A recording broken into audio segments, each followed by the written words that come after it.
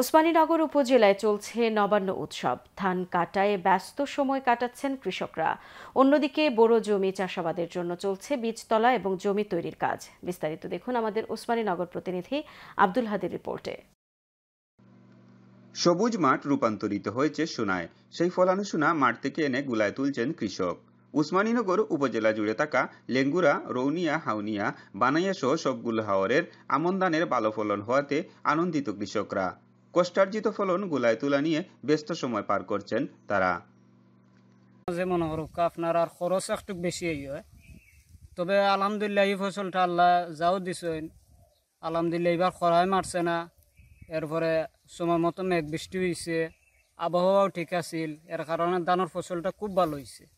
যেমন আমি খাটারি বুক কাটতাম, আমার কেয়ারও ধরক আপনার 2.5 কাঠা 3 কাঠা লিফরের, তে এতে আল্লাহ আমরা মারছই না, আমরা গরিব হলরে আল্লাহ বাবাইয়া দিছই, যে শুক্রিয়া আদায় করাম, শুক্রিয়া জ্ঞাপন করাম।